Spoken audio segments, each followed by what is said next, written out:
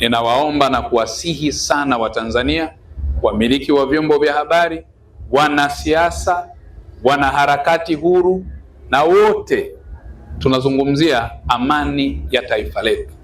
Bila amani ya taifa, bila usalama wa taifa letu, hakuna raia mmoja aliye salama. Vurugu yoyote hakuna mshindi, kwa sababu mwisho wa siku vurugu hiyo inaweza ikamwathiri direct au indirect hata aliyeianzisha. Hakuna mshindi kwenye vurugu, hakuna mshindi kwenye vita.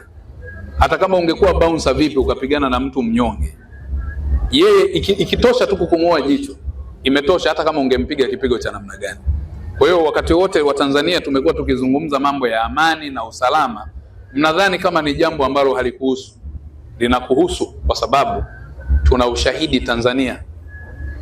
Yapo mataifa jirani yetu hapa tumewahi kuwalea hapa kama wakimbizi zaidi ya 1,000,000 na kitu.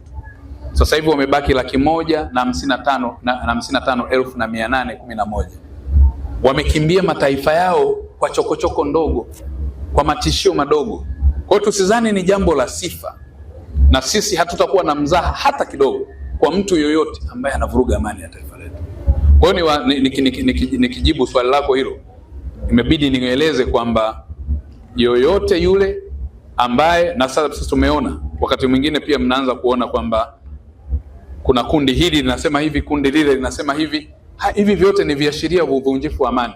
Hakuna mtu hata mmoja tutakayemvumilia katika kipindi hiki. Sio tu kwa sababu mimi ni waziri wa mambo ya ndani leo, cheo ni dhamana, leo nipo kesho sipo, lakini ulinzi wa taifa letu na amani si jambo la kuchezea.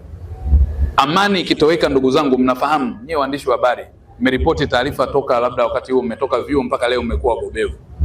Hakuna taifa ambalo likipoteza amani yake inarejea kirahisi. Amani haina mbadala. Ni jambo ambalo ni waombe sana wazazi wote, baba na mama, kaka na baba, shangazi, mjomba, mkanye mwanao, mwambie jinai hailipi, na bahati mbaya sana jinai haiozi. Ukifanya leo kosa la jinai ukazani ni mjanja, hujakamatwa leo, basi kesho pia hutakamatwa, lakini sio kesho kutwa tutakukamata. Utafanya jinai leo, utakimbia nje ya nchi, lakini jinai haiozi. Wapo watu walifanya makosa ya jinai miaka 10 iliyopita, 13 iliyopita, wengine wa mataifa mbalimbali tumewapeleka kule kwa kutumia sheria ya mutual assistance in criminal matters. Hivi kwa nini ufanye kosa la jinai alafu wewe mwenyewe ujinyime uhuru wa kusafiri kwa amani? Unajinyima uhuru, unasafiri kila sana makofia na makoti, utavaa mpaka nguo za kike kwa sababu ya kufanya jinai. Wewe ni mtoto wa kiume, utalazimika kuvaa nguo ya kike ili ufiche, ukwepe mkono wa dola. Mtoto wa kike atalazimika kuvaa suruali. Kwa nini ujinyime uhuru kwa makosa ambayo hayakusaidii, hayana tija yoyote?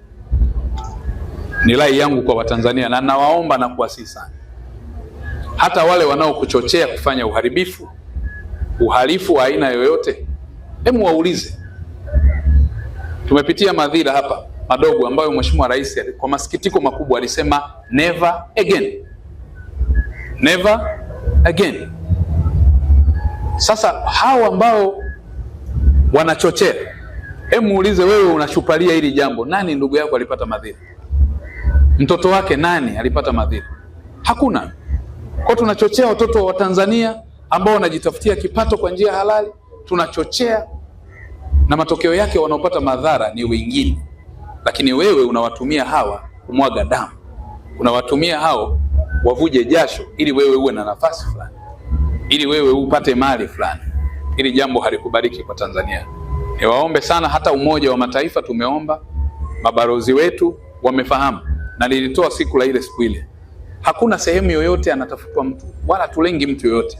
Tunalenga amani na usalama wa taifa letu. Nilikusha toa kupitia wizara, kama kuna haki fulani tunaitaka ya kikatiba, katiba inatoa expression of rights, lakini imetoa uhuru wa sheria nyingine kutungwa ili sasa ziweze kutoa utaratibu wa haki yako kuipata. Kuna masharti Kuna haki, uhuru na wajibu, lakini pia kuna wajibu ambao lazima uubebe kwa mujibu wa sheria na mipaka ya haki hiyo. Ukitekeleza majukumu hayo, wala hatuna tatizo, mtu yoyote yule hana tatizo. Na ndio maana unaona hata jeshi la polisi halimtafuti mtu yoyote asiye mhalifu, wala halina shida naye, kwa sababu raia walio wengi wema hawatekelezi wajibu na jukumu hili la kukemea wachache ambao ni waovu. Tusiwaunge mkono wanaotaka kuvunja amani ya taifa letu, tusiwachekee wanaovunja amani ya taifa letu, wala tusiwe sehemu na tujitenge na wahalifu.